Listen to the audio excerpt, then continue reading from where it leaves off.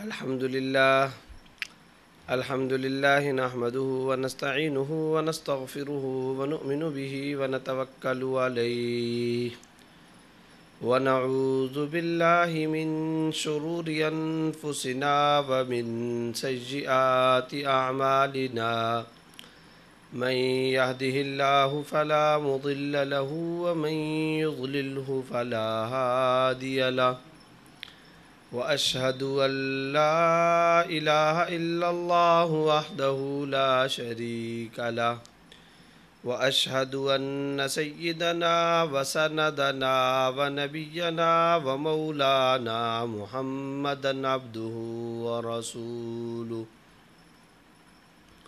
صلى الله تعالى عليه وعلى آله وأصحابه وبارك وسلم تسليما كثيرا كثيرا أما بعد فقال الله تعالى في الكلام المجيد والفرقان الحميد أعوذ بالله من الشيطان الرجيم بسم الله الرحمن الرحيم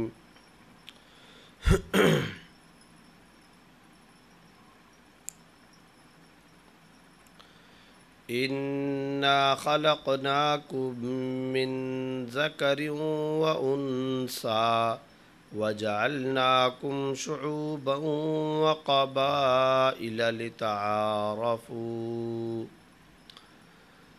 وقال تعالى في مقام آخر وما خلقت الجن والإنس إلا ليعبدون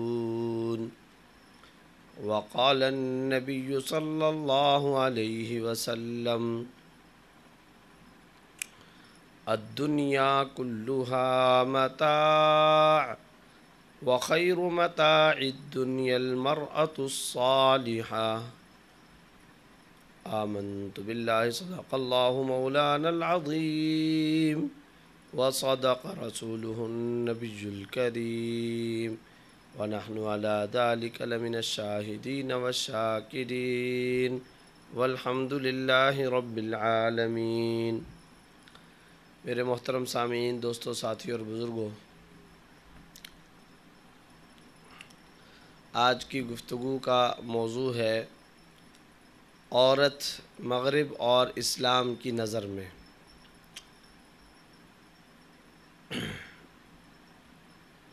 جب بھی اسلام کے حوالے سے یہ بات سمجھنی ہو کہ فلاں کا اسلام کی نظر میں کیا مقام ہے، فلاں شعبہ زندگی سے تعلق رکھنے والے فرد کا اسلام کی نظر میں کیا مقام ہے، تو اس کے لیے ایک اصول یہ ہے اور اس کے لیے ایک ضابطہ یہ ہے کہ قبل از اسلام پہلے اس شعبہ زندگی سے تعلق رکھنے والے افراد کی تمام تر تفصیلی حالتیں معلوم ہونی چاہیے۔ فرض کریں کہ میں یہ چاہتا ہوں اسلام کی نظر میں والد کا کیا مقام ہے، تو اسلام جب آیا ہے اس سے پہلے پوری دنیا کے اندر والد کے ساتھ کس طرح کا سلوک ہوتا تھا، اور پھر رسول اللہ صلی اللہ علیہ وسلم تشریف لائے تو آپ صلی اللہ علیہ وسلم نے والد کے سلسلے میں کس طرح کا سلوک دنیا کے سامنے متعارف کروایا ہے۔ میں غلام کے حقوق سمجھنا چاہتا ہوں، تو اب اس کے لیے طریقہ کار یہ ہے کہ جب اسلام آیا ہے اس سے پہلے غلاموں کی صورتحال کیا تھی، اور غلاموں کا شریعت کی نظر میں بعد میں پھر کیا مقام بنا، اور غلاموں کے ساتھ قبل از اسلام کس طرح کا سلوک ہوتا تھا۔ میں ماں کے مقام کو دریافت کرنا چاہتا ہوں، تو اس کے لیے طریقہ کار یہ ہوگا کہ نبی صلی اللہ علیہ وسلم کے زمانے سے پہلے ماں کے ساتھ کس طرح کا سلوک کیا جاتا تھا، پھر جب آپ صلی اللہ علیہ وسلم تشریف لائے تو آپ صلی اللہ علیہ وسلم نے ماں کے سلسلے میں کیا ہدایات عطا فرمائی ہیں۔ تو میرے محترم دوستوں اور ساتھیوں، جب آج ہم عورت کی زندگی سے متعلق اسلام کی نظر کو سمجھنا چاہتے ہیں اور اسلام کے بارے میں یہ دیکھنا چاہتے ہیں کہ عورت کو اسلام نے کیا مقام دیا ہے، تو اس کے لیے ضروری یہ ہوگا کہ اسلام سے پہلے عورت کی حالت زار پر تفصیلی غور کیا جائے۔ اب جب ہم دیکھتے ہیں اسلام سے پہلے عورت کے ساتھ کس طرح کا سلوک کیا جاتا تھا، تو اگر آپ قبل از اسلام عورتوں کے ساتھ روا رکھے جانے والے سلوک کا مطالعہ کریں گے تو آپ کو پتہ چلے گا کہ عورت کو کہیں تو جانور شمار کیا گیا ہے، کہیں آپ کو پتہ چلے گا کہ عورت کو مجبوری کے طور پر سوسائٹی میں جگہ دی گئی ہے، کہیں آپ کو نظر آئے گا کہ عورت کو مرد کے تابع بنا کر کے اور ایک ایسی مخلوق کے طور پر رکھا گیا کہ جیسے مقصودی طور پر، اصلی طور پر یہ کوئی خود سے انسان نہیں ہے، ہاں ایک انسان کی خادمہ، ایک انسان کے تابع اور ایک انسان کی خدمت گزار کے طور پر، ایک نوکرانی کے طور پر اس کو قبل از اسلام سوسائٹی نے قبول کیا اور یہی مقام اور یہی جگہ دی۔ یہی کچھ آپ کو نظر آئے گا۔ چنانچہ آپ قبل از اسلام کی تاریخ کا مطالعہ فرمائیں تو ماذا خسر العالم بانحطاط المسلمین کے اندر حضرت مولانا علی میاں صاحب رحمۃ اللہ علیہ نے عورتوں کے ساتھ روا رکھے جانے والے سلوک کا تفصیل کے ساتھ تذکرہ کیا ہے۔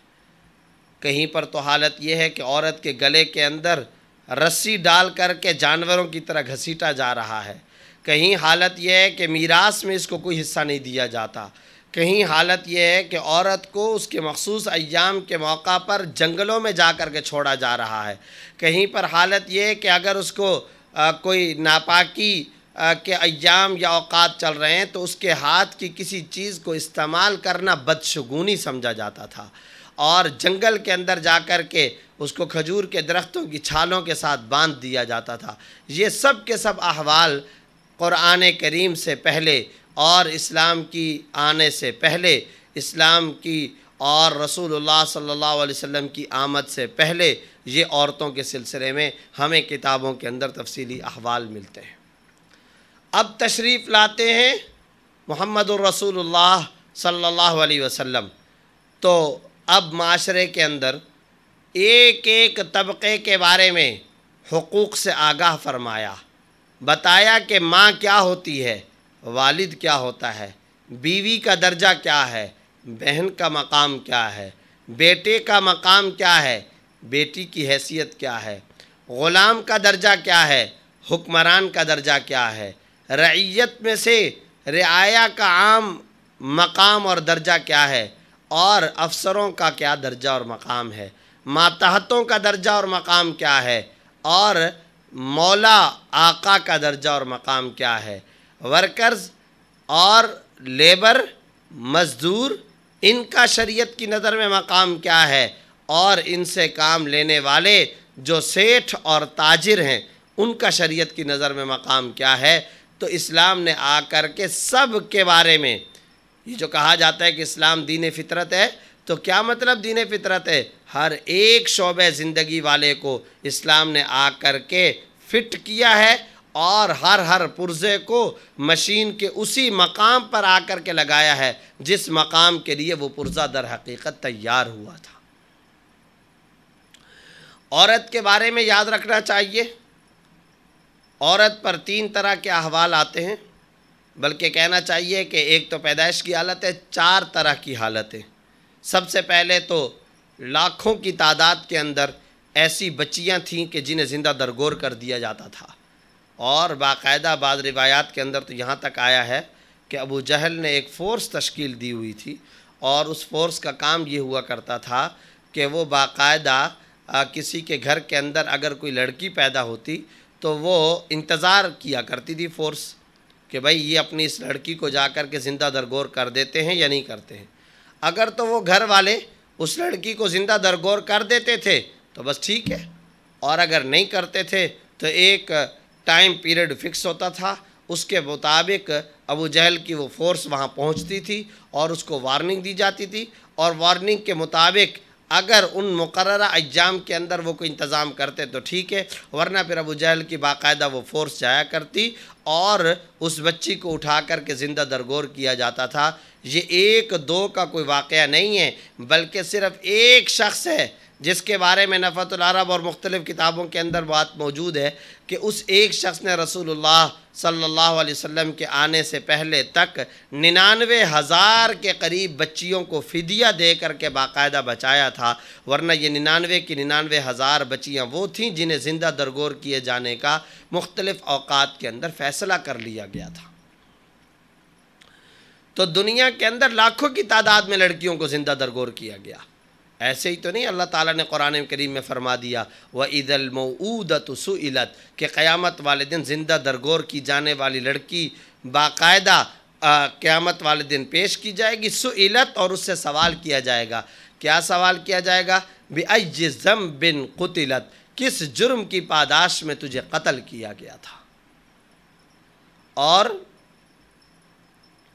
رسول اللہ صلی اللہ علیہ وسلم کے سامنے اس صحابی کا بھی بڑا مشہور واقعہ ہے کہ جس میں وہ صحابی آئے اور کہا کہ یا رسول اللہ، اسلام سے پہلے کی حالت یہ تھی کہ میں نے ایک بہت بڑا گناہ کیا ہے، اب اس گناہ کا بار بار تذکرہ کر رہے ہیں، گناہ میں نے کیا، بہت بڑا گناہ کیا، بہت بڑا گناہ کیا۔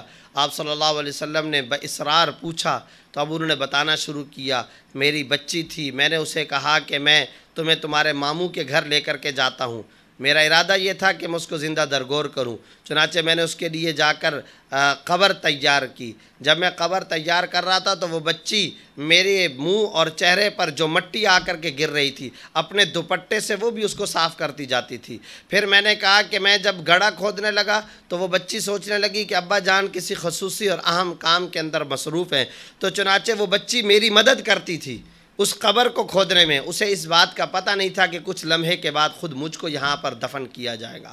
چنانچہ جب یہ سب کام ہوا تو اس بچی کو میں نے یہ کام کیا، قبر کے اندر ڈالا۔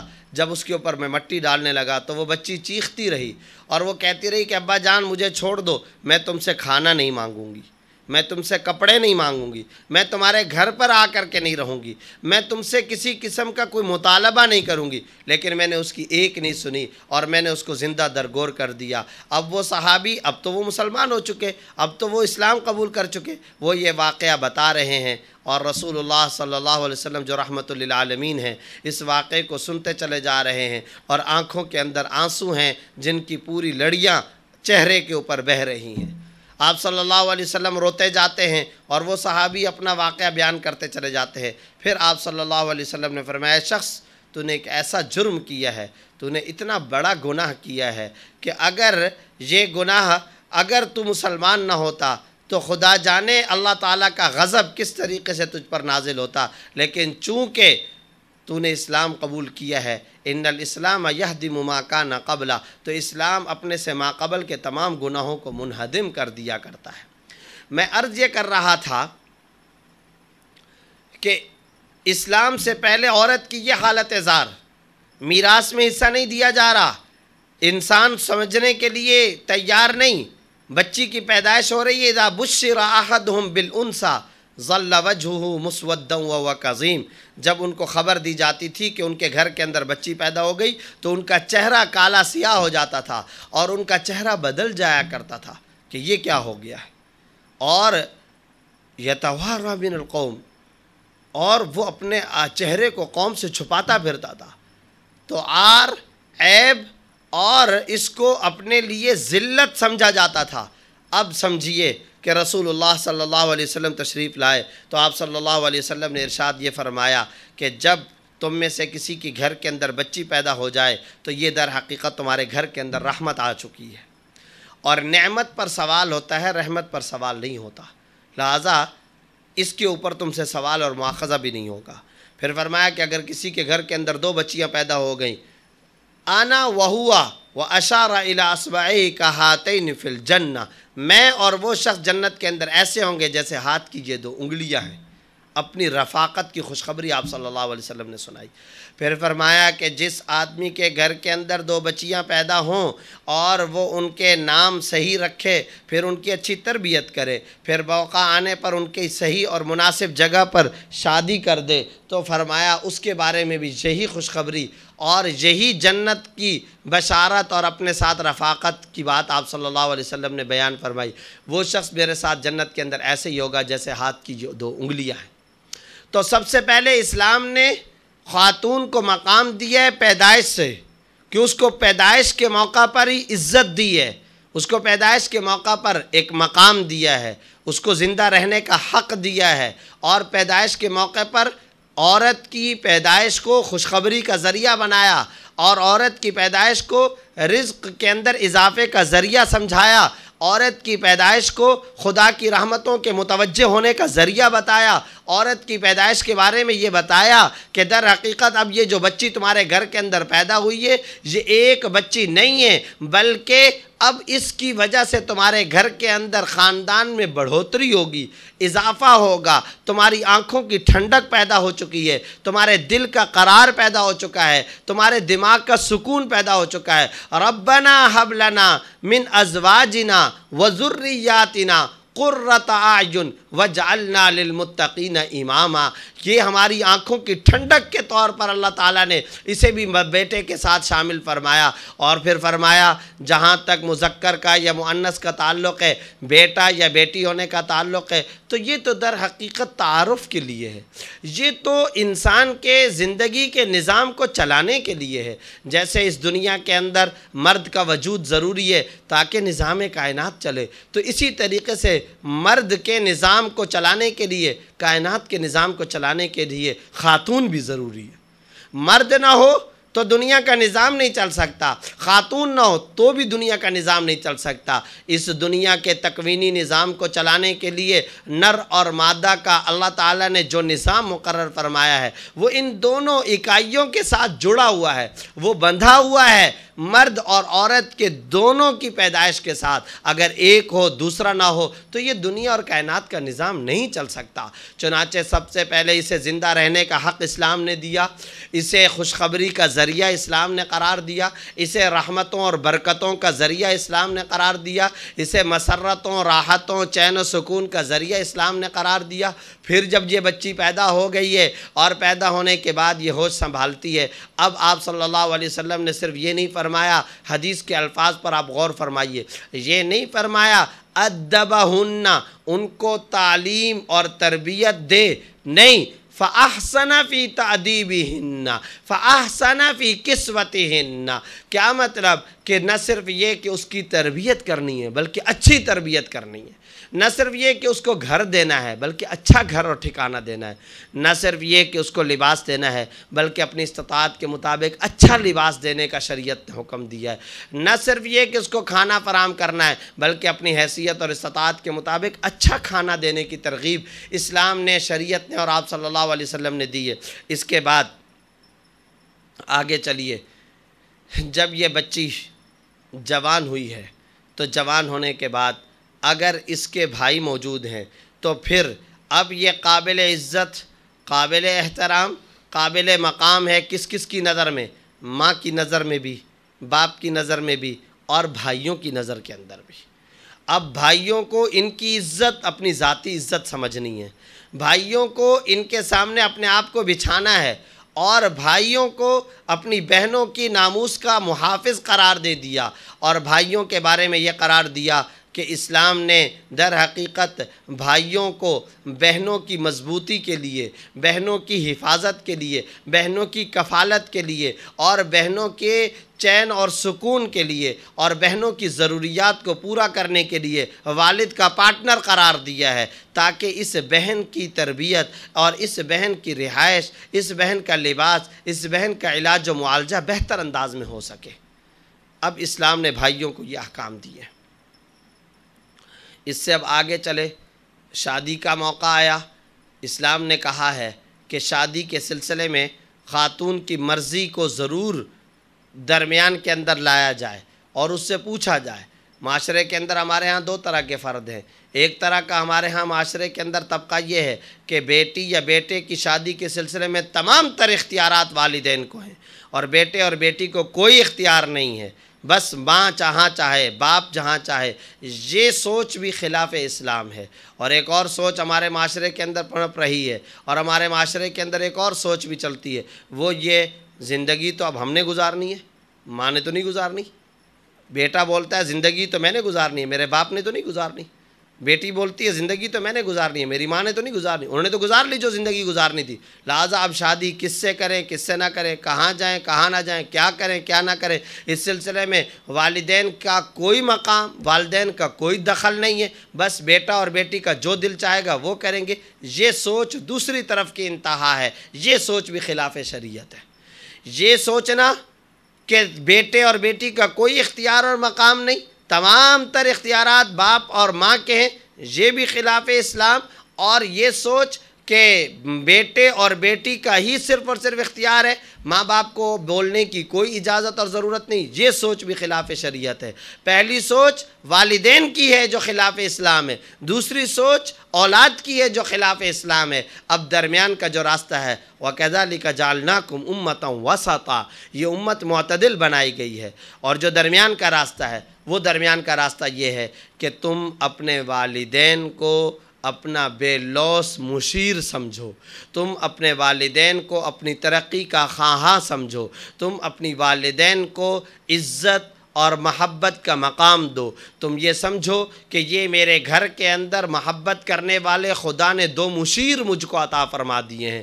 تم یہ سمجھو کہ میرے ماں باپ کی صورت میں اللہ تعالیٰ نے مجھ کو ایک ایسے دو مقدس رشتے عطا فرمائے کہ جن کو سکون میرے سکون سے ملتا ہے، جن کو چین میرے چین سے ملتا ہے، جن کو راحتیں اور خوشیاں میری راحتوں اور خوشیوں سے ملتی ہیں. لہٰذا والدین کو باقاعدہ ایک عزت کا مقام بلند تم دو. یہ بیٹے اور بیٹی کو اسلام نے حکم دیا ہے. اور ساتھ میں والدین کو یہ حکم دیا ہے کہ یہ بیٹا اور یہ بیٹی بالغ ہیں، اور جب یہ بالغ ہیں تو تم نے کوئی ایسا قدم نہیں اٹھانا رشتے کے سلسلے میں کہ جب تک تم ان سے دریافت نہ کر لو، ان کے دل کے معاملے کو پوچھ نہ لو، اور جب تک تم ان سے دریافت نہ کرو کہ تمہیں رشتہ کہاں کرنا مقصود ہے، تاکہ تم ان سے بھی کچھ نہ کچھ آئیڈیا لو اور ان کی باتوں کو بھی وزن دو، ان کو بھی وقعت دو، ادھر سے اپنا بھی مشورہ دو. تو ان کی چاہت اور تمہارا مشورہ، ان کے دل کی غرض اور ادھر سے تمہارا تجربہ، اور ان کے دل کی تمنا اور ادھر سے تمہارے دیکھے جانے والے صبح اور شام کے حالات کا تجزیہ. تو یہ تجربہ، تجزیہ، تبصرہ اور چاہت، مشورہ، آرزو اور تمنا، یہ چیزیں ملیں گی. ان چیزوں کو ملا کر کے آپ ان کے رشتوں کا انتظام کیجئے. یہ ہے در حقیقت اسلام کی سنہری تعلیم. اگر صرف اور صرف چاہت اور محبت ہی محبت ہو، مشورہ کچھ بھی نہ ہو، صرف اور صرف عشق اور چاہت اور ذاتی طور پر دل کی تمنا ہو، تجربہ اس کی بیک پر نہ ہو، تو خسارہ ہے. اور صرف آپ حالات کا جائزہ لے رہے ہوں، تجربہ لے رہے ہوں اور دل کی تمنا کو بالکل یا بھاڑ میں ڈال دیں، اس سے بھی کام چلنے والا نہیں ہے. ان دونوں چیزوں کو ملائیے. اب یہاں پر بھی آپ کو پتہ چلا یہ جو اسلام نے رشتے کے سلسلے میں، بیٹی کے خاص طور پر رشتے کے سلسلے میں ان دو چیزوں کو ملایا ہے. سوال یہ پیدا ہوتا ہے کہ میں اتنی گہری بات کر رہا ہوں کہ ادھر سے تجربہ آئے، ادھر سے دل کی چاہت آئے، ادھر سے حالات کا تجزیہ آئے، ادھر سے دل کی آرزو آئے، یہ سب کچھ اہتمام جو کیا جا رہا ہے، یہ اہتمام خود اس بات پر دلالت کرتا ہے کہ اسلام کی نظر میں بیٹی کا بہت بڑا مقام بلند ہے. اگر اسلام کی نظر میں بیٹی کا مقام بلند نہ ہوتا تو پھر اتنے تکلفات کی ضرورت نہیں تھی. چھوڑ دو اس کو، وہ جا کر کے کورٹ میرج کرتی ہے، وہ سڑکوں پر اپنا جیون تلاش کرتی ہے، وہ اپنا محلوں کے اندر، ٹاؤنوں کے اندر، روڈوں کے اوپر، سڑکوں کے اوپر اپنا کوئی رفیق حیات تلاش کرتی ہے. تو چھوڑ دو اسے، کوئی ضرورت نہیں ہے کہ تم اس کی فکر کرو۔ اگر اسلام نے یہ حکم دیا ہوتا تو یہ اس بات کی علامت تھی کہ اسلام نے عورت کے بارے میں توجہ والا معاملہ نہیں فرمایا۔ اور اگر اسلام نے یہ حکم دیا ہوتا کہ ماں باپ کو اپنے مشورے کی ضرورت ہی نہیں ہے اور جو کچھ بیٹی کے دل کے اندر ہے وہ کر لو، تو پھر بھی یہ اسلام پر اعتراض آ سکتا تھا کہ اچھا ماں باپ کے طویل تجربات سے بیٹی کو دور رکھا جا رہا ہے، اور ماں باپ کے تجزیے سے اور ماں باپ کی زندگی کے حسین تجربات اس سے بیٹی کو دور کر رکھا جا رہا ہے اور محروم کیا جا رہا ہے۔ یاد رکھیے کہ یہ ایسی صورت میں بھی اسلام پر اعتراض واقع ہوتا۔ تو یاد رکھنا چاہیے یہ جتنا نظام بنایا جا رہا ہے یہ در حقیقت عورت کے مقام بلند کی طرف اشارہ کرتا ہے۔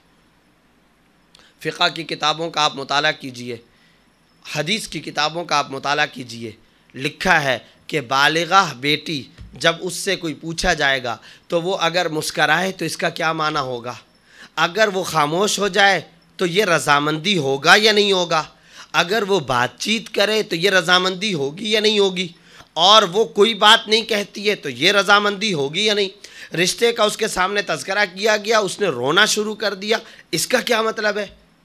یہ ساری ڈیبیٹ احادیث کے اندر آپ صلی اللہ علیہ وسلم نے فرما کر کے رکھی ہوئی ہیں، یہ ساری بحثیں فقہ کی کتابوں کے اندر فقہاء نے فرما کر کے رکھی ہوئی ہیں۔ مجھے ذرا بتائیے تو صحیح کہ اسلام اتنی باریک باریک باتوں کا جائزہ لے رہا ہے۔ دنیا میں کون سی ملت ہے، دنیا میں کون سا مذہب ہے جو بیٹی کی شادی کے سلسلے میں اتنی باریک باریک باتوں کو بھی زیر بحث لا رہا ہو؟ ہے کوئی آپ کی نظر میں ایسا مذہب؟ فقہ کی تمام کتابوں کا اگر آپ جائزہ لیں اور مدارس کے اندر پڑھائی جانے والی قدوری سے لے کر دور حدیث تک جتنے طلبہ بھی فقہ اور حدیث کی کتابیں پڑھتے ہیں، تمام شروع حدیث کا آپ مطالعہ کیجئے۔ اس کے علاوہ فتاوی شامیہ کو دیکھیں، آپ عالمگیریہ کو دیکھیں، آپ تاتار خانیہ کو دیکھیں، آپ علامہ کاسانی رحمۃ اللہ علیہ کی بدائع الصنائع کو دیکھیں، آپ حیران ہو جائیں گے کہ فقہ کی ان کتابوں کے اندر یہ تک مسائل لکھے ہوئے ہیں کہ ایک بالغہ بیٹی گھر کے اندر موجود ہے اور والد اس سے رشتے کے سلسلے میں جا کر کے پوچھتا ہے۔ اب ظاہر ہے آگے سے جو لڑکی بیٹھی ہوئی ہے وہ کچھ مختلف قسم کے تاثرات کا اظہار کرے گی، بعض اوقات وہ بات کرے گی، تو اگر بات کرے تو اس کا معنی کیا ہوگا؟ خاموش ہو جائے تو what is the meaning of silent؟ خاموشی کا کیا معنی ہوگا؟ اگر وہ مسکراتی ہے تو مسکرانے کا کیا معنی ہوگا؟ وہ روتی ہے تو رونے کا کیا معنی ہوگا؟ اور اگر وہ یہ کام کرتی ہے کہ بیٹھی ہوئی تھی اور وہ لیٹ گئی تو اس لیٹنے کا کیا مطلب ہوگا؟ باپ نے بات کی اور لڑکی نے بات سنتے ہی کھڑے ہو کر کے دوسری طرف کام کی طرف متوجہ ہو گئی تو اس کا مطلب کیا ہوگا؟ یہ ساری کی ساری بحثیں حضرات فقہائے کرام نے فقہ کی کتابوں کے اندر کر کے رکھی ہیں، اور پھر آگے طے کیا ہے کہ در حقیقت یہ جو بات ہوگی یہ اعراض پر علامت کرنے والی ہے، یہ جو بات ہوگی یہ انکار ہے، یہ جو بات ہے یہ رضامندی ہے، اور یہ جو بات ہے یہ خوشی ہے اس کی، اور یہ جو بات ہے اس کے بارے میں اس کا مطلب یہ ہوگا کہ وہ سوچنا چاہتی ہے، اور یہ جو بات ہے اس کا مطلب ہے کہ وہ بالکل بھی راضی نہیں ہے۔ یہ ساری فقہ کی کتابوں کے اندر مسائل لکھے ہوئے ہیں۔ بتائیے کہ یہ کیا ہے؟ اگر عورت کی مرضی کو اور عورت کی چاہت کو اسلام نے جگہ نہیں دینی تھی تو پھر یہ ساری بحثیں اسلام کیوں کر رہا ہے؟ اس کا مطلب ہے کہ عورت کی چاہت تک اسلام پہنچنا چاہ رہا ہے، رشتے کے سلسلے میں اس کی ایک ایک بات کی لاج رکھنا چاہ رہا ہے اسلام، اور اسلام لحاظ کرنا چاہ رہا ہے کہ اس بیٹی کی چاہت کیا ہے در حقیقت۔ اب آگے چلیے، رشتہ ہو گیا، رشتے کے بعد آپ صلی اللہ علیہ وسلم نے فرمایا کہ یہ تمہاری بیوی ہے۔ بیوی کے حقوق کے سلسلے میں اب آپ دیکھیے، آپ صلی اللہ علیہ وسلم نے فرمایا تم میں سے بہتر وہ ہے جو اپنے اہل و عیال کے لیے اچھا اور بہتر ہو، اور میں اپنے اہل و عیال اور بیوی بچوں کے لیے اچھا ہوں۔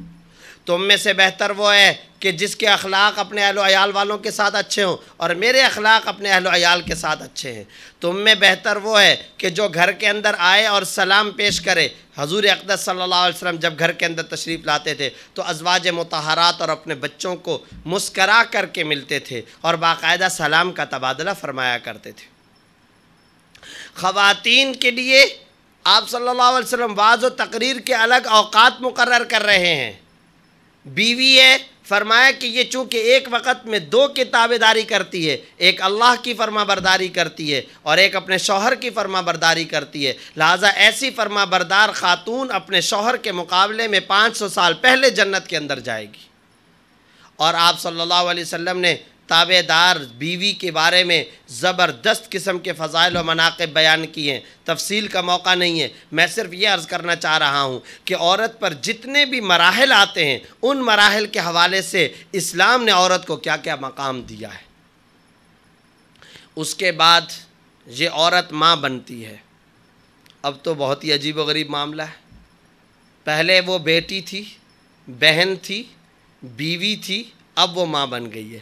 اب جب وہ ماں بنی ہے تو اب دیکھیے، اس دنیا میں سب سے زیادہ اعلیٰ ترین چیز جس کے لیے ساری کی ساری انسانیت محنت کر رہی ہے وہ جنت ہے.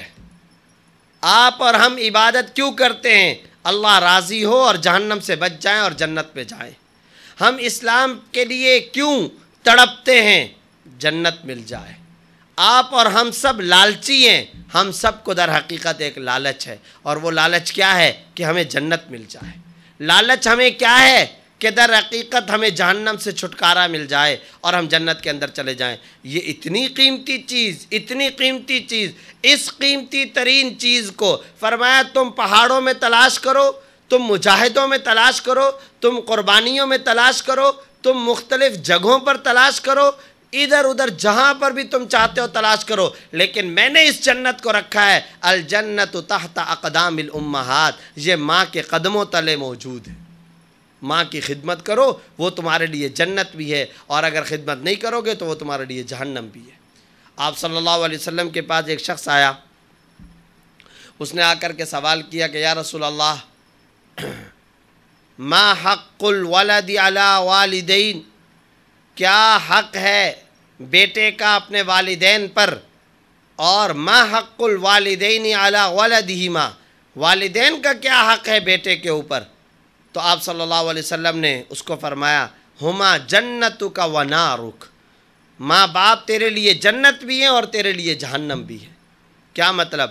اگر تو نے خدمت کی، حسن سلوک کا مظاہرہ کیا تو وہ تیرے لیے جنت کا سبب، اور اگر تو نے حسن سلوک کا مظاہرہ نہ کیا تو وہ تیرے لیے جہنم کا ذریعہ اور سبب ہوں گے. اسی طریقے سے آپ صلی اللہ علیہ وسلم کے پاس ایک شخص آیا. آپ صلی اللہ علیہ وسلم نے فرمایا کس لیے آئے ہو؟ فرمایا کہ میں آپ کی زیارت کرنے کے لیے آیا ہوں. فرمایا کہ جاؤ، تمہارے والدین زندہ ہیں یا نہیں؟ کہا کہ جی ہاں. فرمایا یمن سے یہ شخص آیا تھا روایات کے مطابق. فرمایا جاؤ اور والدین کی جا کر کے خدمت کرو، ان کی خدمت کے اندر تم کو میری زیارت کا ثواب ملے گا. اویس قرنی کو باقاعدہ آپ صلی اللہ علیہ وسلم نے اپنا دوست قرار دیا، اور یہ صحابیت کے شرف سے اس لیے معروم رہے کہ یہ آپ صلی اللہ علیہ وسلم کی زندگی میں موجود تھے اور یہ آنا چاہتے تھے مدینہ میں آپ کی زیارت کرنے کے لیے، لیکن آپ صلی اللہ علیہ وسلم کو انہوں نے فرمایا میری والدہ بیمار ہیں، میرا دل چاہتا ہے کہ میں آپ کے پاس آ کر کے آپ کی زیارت کروں، لیکن میں کیا کروں، میرے لیے کیا حکم ہے؟ آپ صلی اللہ علیہ وسلم نے فرمایا کہ تم اپنی والدہ کی خدمت کرو اور وہیں پر رہو. چنانچہ یہ قرن کے علاقے کے اندر رہے اور اپنی والدہ کی خدمت کرتے رہے، یہاں تک کہ نبی صلی اللہ علیہ وسلم کا وصال ہوا. آپ صلی اللہ علیہ وسلم نے وصال سے پہلے حضرت عمر رضی اللہ تعالیٰ عنہ کو یہ وصیت فرمائی تھی کہ میرے بعد میرا ایک دوست قرن کے علاقے سے آئے گا، اور جب وہ کبھی یہاں پر آئے تو تم اپنی مغفرت کے لیے اس سے دعا کروانا. چنانچہ آپ حضرت فاروق اعظم رضی اللہ تعالیٰ عنہ کے حالات زندگی میں لکھا ہے ایک مرتبہ مسجد نبوی کے اندر نماز پڑھی تو دیکھا کہ ایک شخص آیا ہوا ہے، یہ لگتا نہیں ہے کہ مدینہ منورہ سے ہو، مدینے کا نہیں لگتا ہے. تو حضرت عمر رضی اللہ تعالیٰ عنہ اس کے چہرے بشرے کو دیکھ کر کے سوچنے لگے کہ یہ کون ہے. پتہ چلا کہ یہ تو باہر سے آیا ہوا ہے. ملاقات ہوئی تو پتہ چلا کہ یہ تو قرن سے آئے ہوئے ہیں. حضرت عمر نے فوراً پوچھا وہاں ہمارے ایک دوست رہتے ہیں، ان کا نام ہے اویس قرنی، تو آپ ان کو جانتے ہیں؟ حضرت اویس قرنی نے فرمایا انا اویس قرنی، میں ہوں اویس قرنی. حضرت عمر رضی اللہ تعالیٰ عنہ خوش ہوئے، کھڑے ہو گئے اور گلے ملے اور فرمایا، حضرت علی کی طرف اشارہ کر کے فرمایا کہ یہ علی ہیں. بڑے خوش ہوئے حضرت اویس قرنی، اور پھر فرمایا کہ آپ ہماری مغفرت کے لیے دعا کریں، کیونکہ رسول اللہ صلی اللہ علیہ وسلم نے فرمایا تھا میرے دوست اویس قرنی جب آئیں گے تو تم اپنی مغفرت کے لیے ان سے دعا کروانا. یہ مقام ان کو کہاں سے حاصل ہوا؟ ماں کی خدمت کرنے کی وجہ سے۔ آپ صلی اللہ علیہ وسلم نے فرمایا کہ رضا الرب فی رضا الوالدین و سخط الرب فی سخط الوالدین، والدین کی رضامندی کے اندر رب کی رضامندی ہے اور والدین کی ناراضگی کے اندر رب کی ناراضگی ہے۔ تو یہ در حقیقت ماں کو مقام دیا جا رہا ہے۔ اب آپ نے دیکھا کہ عورت کے ہر مرحلے کے سلسلے میں اسلام کی تعلیمات کیا ہیں۔ میں اگر خلاصے کے طور پر بیان کرنا چاہوں تو یہ نکلے گا، بیٹی کو ذریعہ رحمت قرار دیا، بہن کو ذریعہ حفاظت قرار دیا، اور ماں کو جنت قرار دیا، بیوی کو مودت، چین اور سکون کا ذریعہ قرار دیا۔ تو پتہ چلا رحمت، جنت، حفاظت، راحت، سکون، محبت، یہ ہے در حقیقت اسلام کی نظر میں عورت کا مقام۔ عورت ان الفاظ سے تعبیر ہے، کبھی وہ برکت بن جاتی ہے، کبھی وہ رحمت بن جاتی ہے، کبھی اس کی حفاظت کے لیے گھر کے افراد چوکنے ہو جاتے ہیں، کبھی جنت اس کے قدموں تلے آ جاتی ہے، کبھی اللہ تعالیٰ اس کو ولایت کا یہ مقام عطا کرتے ہیں کہ اپنے شوہر سے بھی 500 سال پہلے جنت کے اندر داخل ہو رہی ہے۔ عورت کا یہ در حقیقت اسلام کی نظر میں مقام ہے۔ آج مغرب نے عورت کی ان تمام حیثیتوں کو بالائے طاق رکھا ہے اور ان تمام حیثیتوں کو غرق کیا ہے، اور ان تمام حیثیتوں کو ختم کر کے عورت کو صرف اور صرف مارکیٹنگ کا ذریعہ بنایا ہے، عورت کو صرف اور صرف پیسہ کمانے کا ذریعہ بنایا ہے، عورت کو مارکیٹ کی چیز بنا دیا ہے، عورت کو مارکیٹ کی جنس بنا دیا ہے، عورت کو پروڈکشن کا ایک سامان بنا کر کے رکھ دیا ہے، عورت کو لوگوں کا خادمہ بنا کر کے چھوڑ دیا ہے۔ ایک عورت اپنے گھر کے اندر ملکہ بنے اور اس کی خدمت اس کا شوہر کرے، اس کی خدمت اس کی اولاد کرے، اس کی خدمت اس کی بیٹیاں کریں، اس کی خدمت اس کے بیٹے کریں، اس کو دقیانوسی قرار دیا گیا ہے۔ یہی عورت جہاز کے اندر ایئر ہوسٹس بنتی ہے اور کوئی اس کو یوں اشارہ کر کے کہہ رہا ہے فلاں جگہ سے تکیہ اٹھاؤ اور میرے پیروں کے نیچے لا کر کے رکھو، جاؤ پانی لے کر کے آؤ، جاؤ میرے لیے کھانا لے کر کے آؤ، جاؤ میرے لیے الٹی کا سامان مجھے لائے چاہیے، وہ چھاپر وہ تھیلی لے کر کے آؤ، جاؤ میرے لیے کمبل لے کر کے آؤ، جاؤ میرے لیے تکیہ لے کر کے آؤ، جاؤ میرے لیے سونے کے لیے بستر لے کر کے آؤ، جاؤ میرے لیے قلم لے کر کے آؤ، جاؤ میرے لیے چائے لے کر کے آؤ، جاؤ میرے لیے پیپسی لے کر کے آؤ، جاؤ میرے لیے کھانے کا انتظام کرو۔ یہ عورت اگر جہاز کے اندر جانے کے بعد بے رحم نظروں کی شکار بنتی ہے، اس کو آج مغرب آزادی قرار دیتا ہے۔ یہ عقلوں پہ پردہ نہیں ہے تو اس کو اور کیا نام دیا جا سکتا ہے؟ یہ عورت گھر کے اندر موجود ہو اور خدا اس کو رحمت کا، کبھی برکت کا، کبھی چین کا، کبھی سکون کا، کبھی اس کو تقدس کا مقام دے رہے ہوں، ولایت اور بزرگی کا مقام دے رہے ہوں۔ کوئی بیٹا ہے سارا دن گھومنے کے بعد وہ بھی ماں کے پاس آ کر کے احوال بتائے گا، وہ بھی ماں کی خدمت کرنے کے لیے بیتاب۔ دوسرا بیٹا ہے وہ بھی ماں کی خدمت کرنے کے لیے بیتاب۔ شوہر ہے وہ بھی بیوی کی عزت کے تحفظ کے لیے، بیوی کی پروڈکشن کے لیے، بیوی کے کھانے اور علاج اور لباس اور اس کی رہائش اور اس کے سکنا اور اس کے لباس کے انتظام کے لیے باہر کام کرے گا اور تمام کی تمام چیزیں بیوی کو آ کر کے پرووائڈ کرے گا اور بیوی کو آ کر کے فراہم کرے گا۔ ان تمام چیزوں کو دقیانوسی قرار دیا گیا، ان تمام چیزوں کو بنیاد پرستی کا نام دے دیا گیا، ان تمام چیزوں کو دیہاتی پن کا قرار دیا گیا۔ اور اس کے مقابلے میں عورت اگر فیکٹری کے اندر جاتی ہے، عورت جا کر کے اگر کارخانوں کے اندر مشینیں چلاتی ہے، عورت جا کر کے ویٹر بنتی ہے، عورت جا کر کے ڈرائیور بنتی ہے، عورت جا کر کے فارمر بن رہی ہے، عورت جا کر کے باہر ریسیپشن پر بیٹھ رہی ہے، عورت جا کر کے لوگوں کی غلامی اور نوکری کر رہی ہے، اس کو آج مغرب آزادی کا نام دیتا ہے، اس کو آج مغرب مردوں کے شانہ بشانہ ہونے کا نام دیتا ہے، اس کو آج مغرب انسانی حقوق کا نام دیتا ہے، اس کو آج مغرب ہیومن رائٹس کا نام دیتا ہے۔ یہ در حقیقت کفر کی ظلمت ہے، یہ در حقیقت انسانی زندگی کے اندر اس کی مت ماری جانے کی نحوست کا نام ہے، یہ در حقیقت انسان کے آنکھوں کے اوپر پردہ پڑ جانے کا نام ہے، یہ کفر کی اور گناہوں کی وہ تاریکی ہے کہ جس کے اندر سورج بھی نظر نہیں آتا ہے، یہ کفر کی وہ ظلمت ہے کہ جس کے اندر انسان کو صحیح اور خراب کی تمیز بھی ختم ہو جاتی ہے، یہ در حقیقت وہ اندھیرا ہے کہ جس اندھیرے کے اندر انسان کے سامنے اچھے اور برے کی تمیز بھی ختم ہو جاتی ہے۔ پورے کا پورا مغرب آج اسی تاریکی میں ڈوبا ہوا ہے، پورے کا پورا مغرب آج اسی ذلت کا شکار ہے، پورے کا پورا مغرب آج اسی اندھیرے کا شکار ہے۔ اور افسوسناک مقام یہ ہے، انتہا درجے کا غم کا معاملہ یہ ہے، صدمہ اس بات پر ہوتا ہے کہ یہی انسان جب مغرب کے اندر یہ ساری چیزیں کر رہا ہے تو اللہ تعالیٰ نے اسلام کی شکل میں،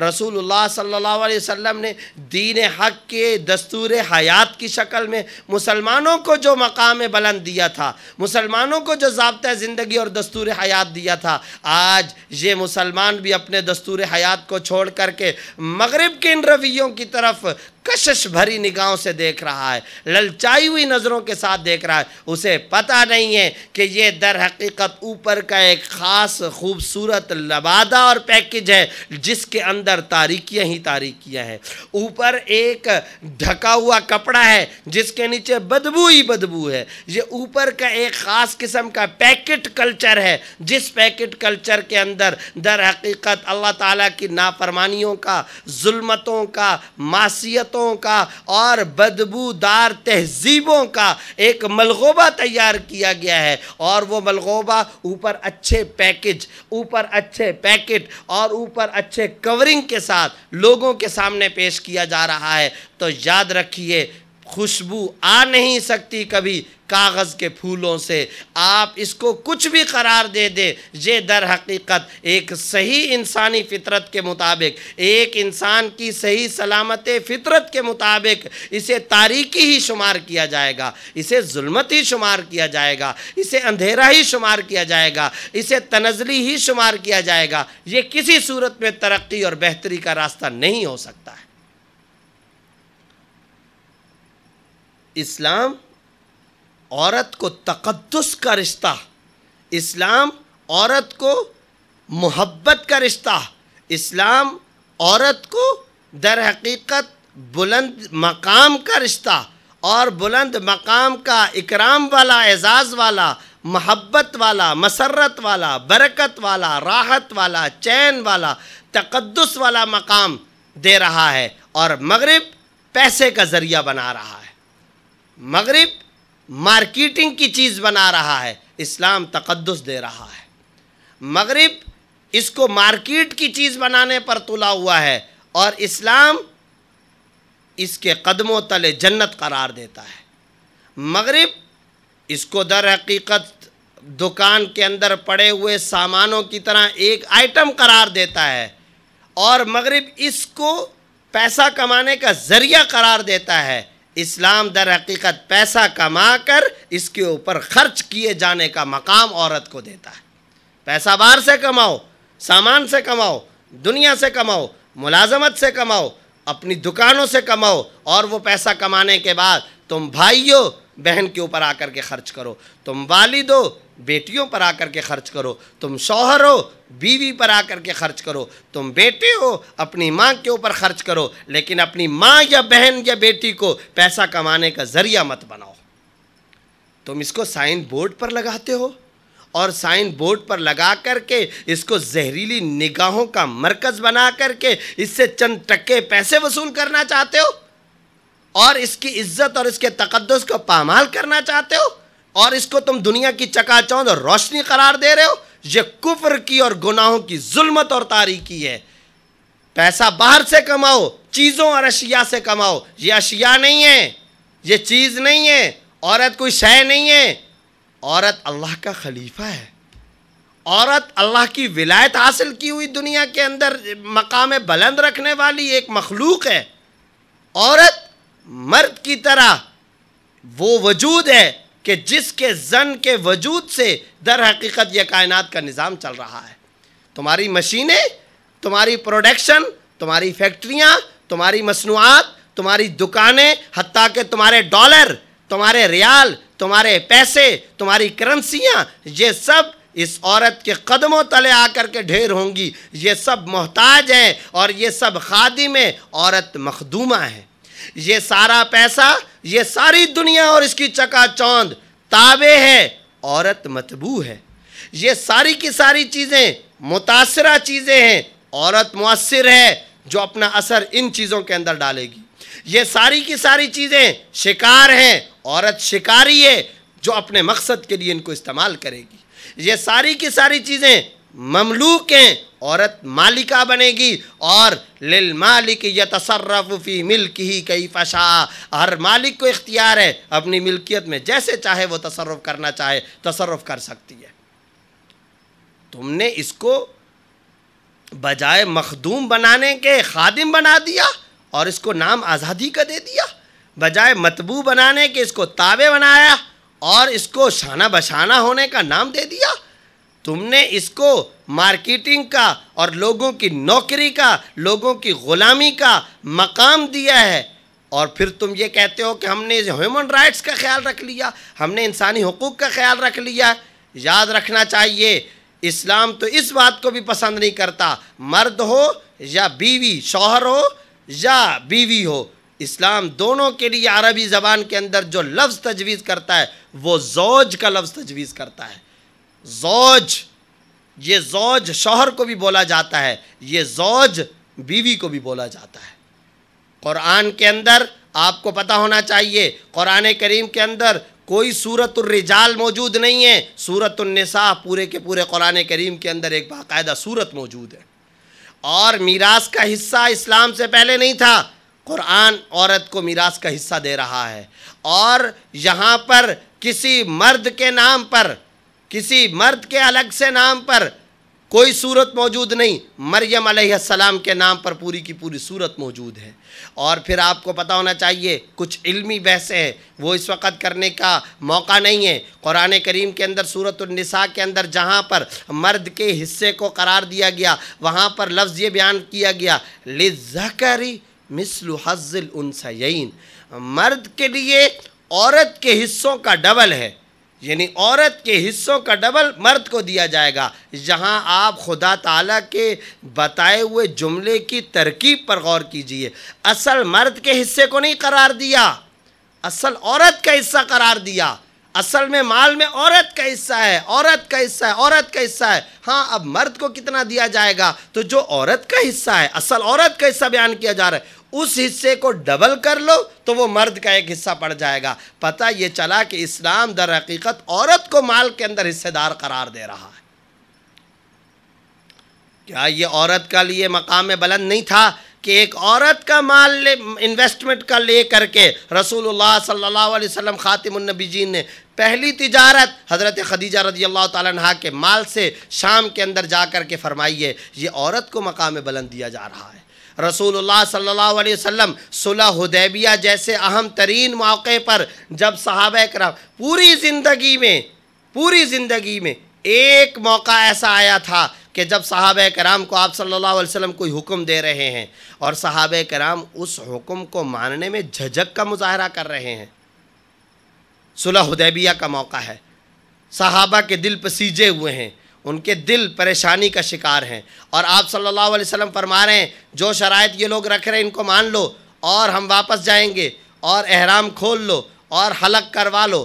اب صحابہ کرام ایک دوسرے کو دیکھ رہے ہیں، وہ جو نبی کے تھوک کو زمین پر گرنا برداشت نہ کرتے ہوں، وہ جو نبی صلی اللہ علیہ وسلم کے وضو کے بچے ہوئے پانی کو جسم پر مل لیتے ہوں، وہ جو اپنی جان نبی کے حکم پر قربان کرنے کے لیے تیار، وہ جو پچھلے کئی غزوات کے اندر اپنی اولادوں کو قربان کر دینے کے لیے تیار، وہ جو اپنے والدین کو اور اپنے جسموں کو قربان کرنے کے لیے تیار، آج نبی کے اس حکم کو ماننے کے اندر ذرا سا جھجک کا مظاہرہ کر رہے ہیں. یہ تاریخ انسانیت کا، تاریخ اسلام کا ایک ایسا اہم ترین موڑ تھا کہ اس موقع پر بہت بڑا کوئی خدائی فیصلہ ہو سکتا تھا، یا تو عذاب کا فیصلہ ہو سکتا تھا، یا پھر اللہ کی رحمت ان سب کو ڈھانک سکتی تھی۔ اس اہم ترین موقع کے اوپر مسئلے کو حل فرمایا ہے تو ایک خاتون جنت، نبی کی ایک زوجہ مکرمہ حضرت ام سلمہ رضی اللہ تعالیٰ عنہ نے، انہوں نے آپ صلی اللہ علیہ وسلم کو مشورہ دیا، یا رسول اللہ یہ آپ کے سارے عاشق زار ہیں، آپ ان کے بارے میں دل میں کچھ نہ سوچئے، یہ سارے آپ سے محبت کرنے والے ہیں، یہ جانیں قربان کرنے والے ہیں، یہ سارے آپ کے جانثار ہیں، اس وقت ان کے دل ٹوٹے ہوئے ہیں، یہ ٹوٹے ہوئے دلوں کے ساتھ صدموں کا شکار ہیں، یہ مکہ سے مدینہ سے چلے تھے عمرہ کرنے کے لیے، آج ان کو محاصرہ کر کے ایسے سخت شرائط رکھ دی گئی ہیں، ان کے دل ٹوٹے ہوئے ہیں، یہ آپ کی سرتابی اور آپ کے حکم کی نافرمانی بالکل نہیں کر رہے، آپ صرف یہ کام کیجئے، سامنے جا کر کے کسی چٹان پر خود اپنا حلق کروا لیجئے، یہ آپ کے عاشق زار رکیں گے نہیں، یہ صرف آپ کام کر لیجئے، جب آپ حلال ہوں گے، جب آپ اپنا حلق کروائیں گے تو سارے کے سارے صحابہ بھی حلق کرانے کے لیے تیار ہوں گے۔ چنانچہ یہی ہوا، آپ صلی اللہ علیہ وسلم ایک نمایاں مقام پر جا کر کے بیٹھے، حلق فرمایا، دیکھتے ہی دیکھتے حضرت علی نے بھی حلق کروا لیا، دیکھتے ہی دیکھتے حضرت عمر نے بھی حلق کروا لیا، اور سارے کے سارے صحابہ کرام فوراً آپ صلی اللہ علیہ وسلم کی بات مان کر آپ صلی اللہ علیہ وسلم کے ارد گرد آ کر کے جمع ہو گئے۔ اسلامی تاریخ کو ایک بہت بڑے حادثے سے بچایا ہے، تو وہ بھی در حقیقت خاتون حضرت ام سلمہ رضی اللہ تعالیٰ عنہ تھی۔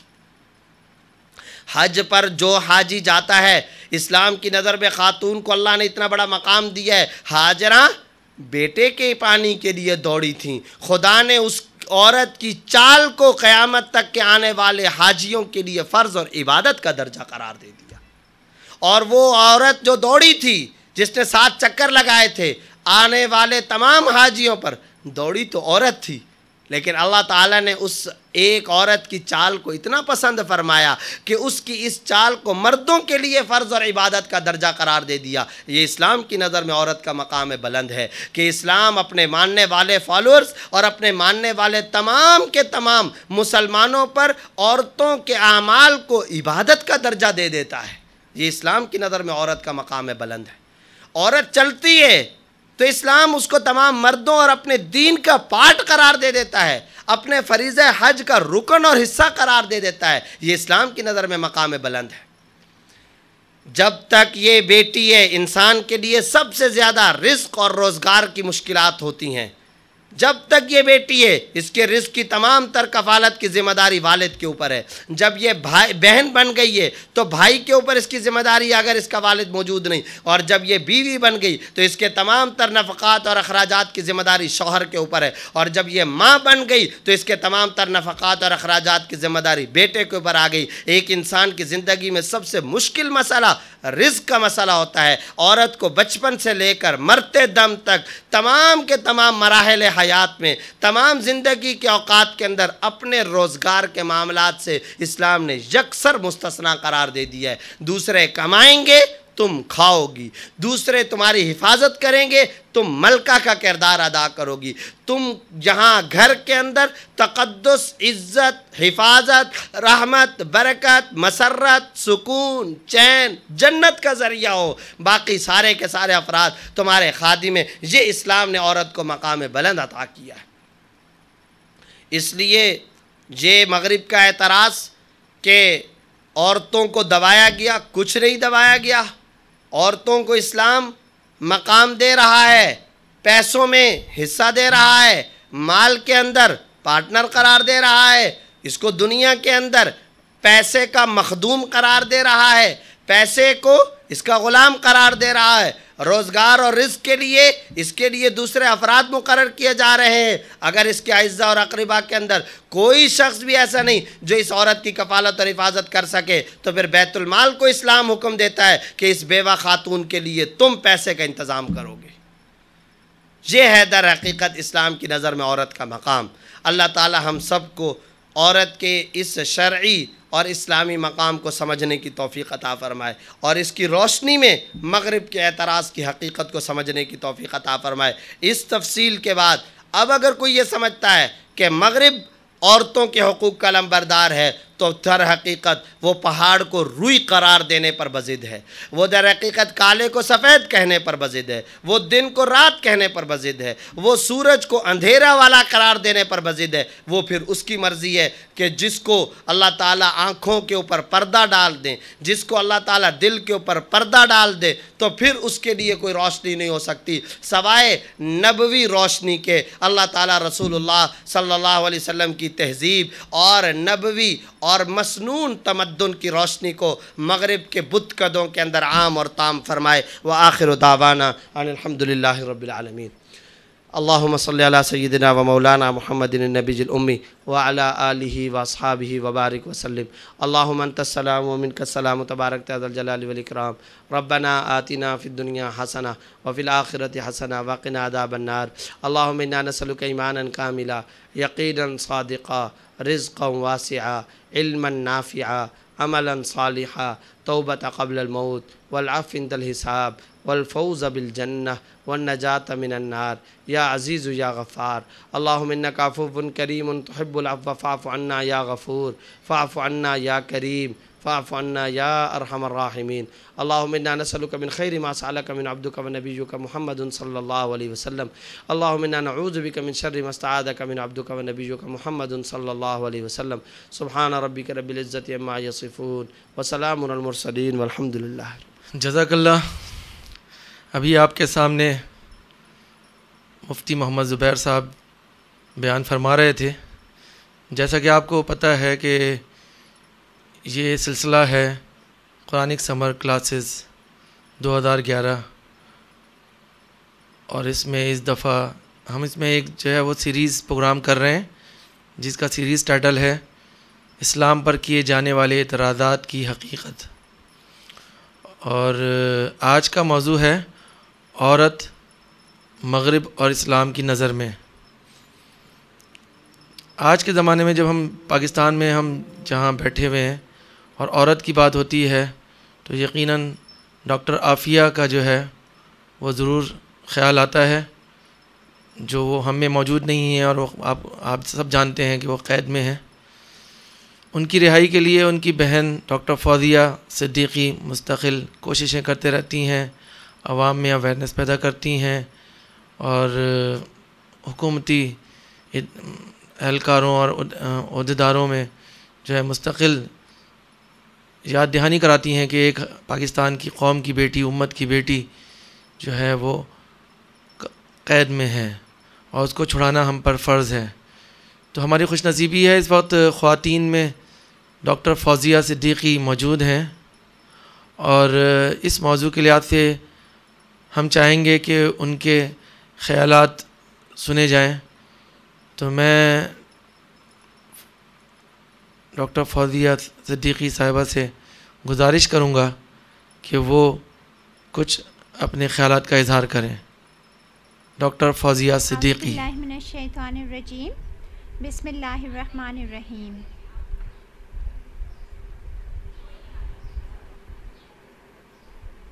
رب اشرح لی صدری ویسر لی امری واحلل عقدۃ من لسانی یفقہوا قولی۔ سب سے پہلے تو میں آپ سب لوگوں کا شکریہ ادا کرنا چاہتی ہوں کہ آپ لوگوں نے اپنی اس پروگرام میں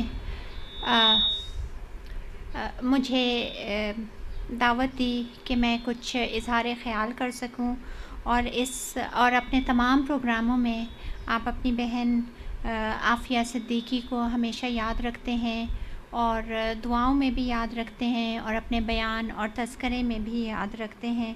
اللہ اس کی آپ سب کو بہت جزائے خیر دے۔ آج کا موضوع جو مجھے بتایا تھا وہ عورت اسلام اور مغرب کی نظر میں۔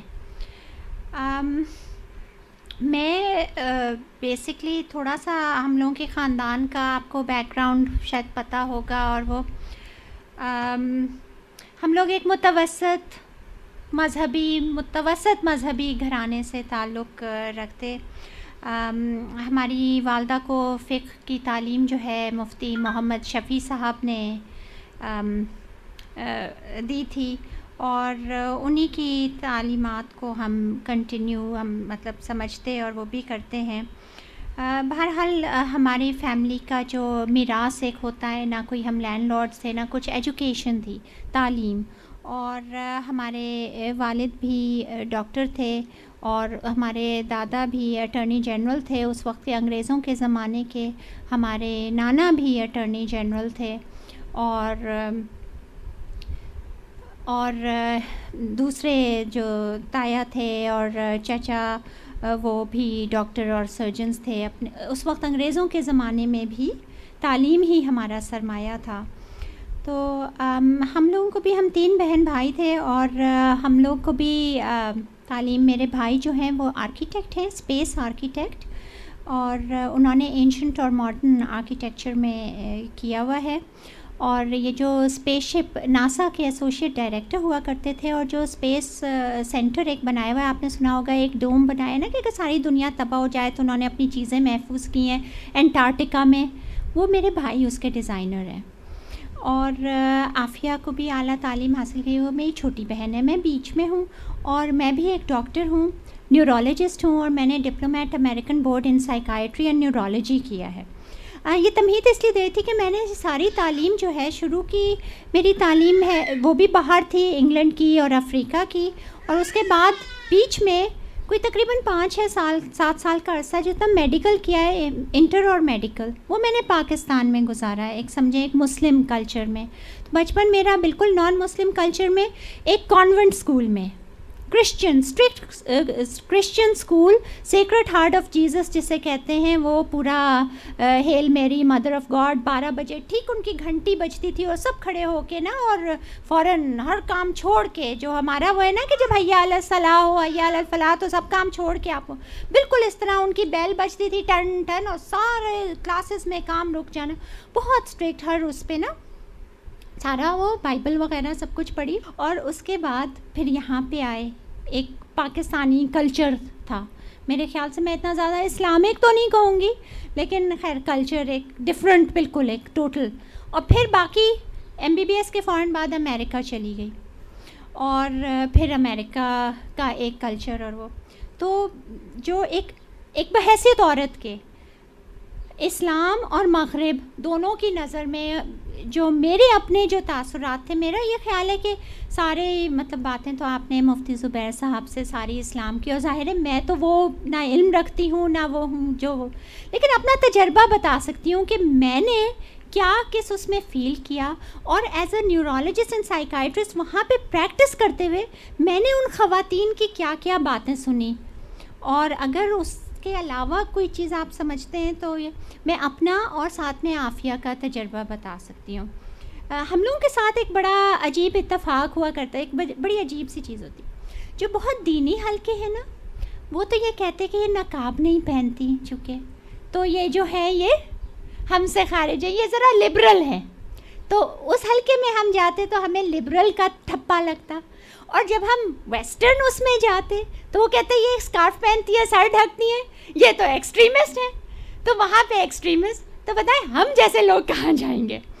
تو یہ ساری چیزیں ایک مطلب ایک جو اسلام کا جو ایک حسین امتزاج ہے، ایک ایکوالٹی ہے نا، اس کو ہم اس میں کھو بیٹھتے ہیں. میرے خیال سے میری جو ایک چھوٹی سی ناچیز رائے ہے وہ یہ کہ عورت کو یا انسان کو یا اس کے مسائل کو ایسٹ اور ویسٹ میں ڈیوائڈ کرنے کی ضرورت نہیں ہے، وہ جدا کرنا نہیں چاہیے. میرے خیال سے ہر انسان، چاہے وہ عورت ہو چاہے وہ مرد ہو، اس کے ساتھ مساوی سلوک کرنا، نہیں عورتوں کے جو بھی حقوق ہیں ان میں مساوی سلوک ہونا چاہیے، اسی طرح مردوں کے جو حقوق ہیں ان میں مساوی سلوک ہونا چاہیے.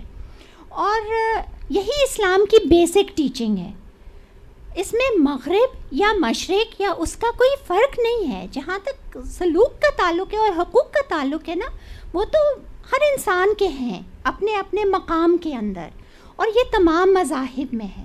تو اس میں میرے خیال سے کوئی اختلاف ہونا نہیں چاہیے. لیکن اور میرے خیال میں عورت مغرب میں بھی اور مشرق میں بھی دونوں میں مظلوم ہے ایک طرح سے. حالانکہ دونوں میں اس کو بہت سارے حقوق بھی ملے ہوئے ہیں. مسئلہ جو میں دیکھ رہی ہوں اپنے تجربے میں جو میں نے دیکھا ہے وہ یہ نہیں کہ مسلمان خواتین ابیوز ہو رہی ہیں کسی بھی ویسٹرن ویلیو میں، بلکہ میں سمجھتی ہوں کہ مسلمان خواتین اسلامک ویلیوز میں ابیوز ہو رہی ہیں. اور میں سمجھتی ہوں کہ ابیوز سے زیادہ اسلامک ویلیوز کی وائلیشن ہو رہی ہے. اور وہ کس طرح سے کہ اگر ہم جو اسلام نے، اور جو آپ لوگوں نے سنا ہی ہوگا، مفتی زبیر صاحب نے کتنا سارا تفصیل سے بتایا ہوگا کہ اسلام میں خواتین کے کیا کیا حقوق ہیں، عورت کو کتنا بڑا مقام حاصل ہے.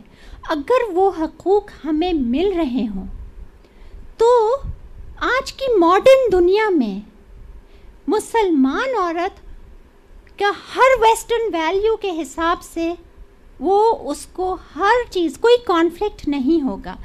ویسٹرن کیا وہ ہے، ویسٹرن عورتیں کس چیز کے لیے کھڑی ہوئی ہیں؟ جو وہ حقوق نسواں کے نعرے وہ جو لے کے نکلی ہیں، کس لیے کھڑی ہوئی ہیں؟ اس لیے کھڑی ہوئی کہ ان کے جائیداد میں کوئی حق نہیں تھا. عورت ان کے تو جب ہمارے آقا صلی اللہ علیہ وسلم نے عورتوں کے قدموں کے نیچے جنت کی تھی تو ان کا رینیسانس پیریڈ تھا. اس میں آپ کو پتہ ہے ان کے ہاں ڈیبیٹ یہ چل رہی تھی کہ کیا عورت انسان بھی ہے یا نہیں، یا اس سے کمتر مخلوق ہے. ان کے ہاں عورت ہمیشہ کی ایک پیدائشی مجرم کی حیثیت سے دیکھی جاتی تھی، چونکہ ان کے کانسیپٹ میں یہ تھا کہ حضرت آدم علیہ السلام کو نکالنے والی عورت ہے. حالانکہ قرآن شریف میں بہت واضح طور پہ یہ بات ہے کہ دونوں نے مل کر یہ کیا.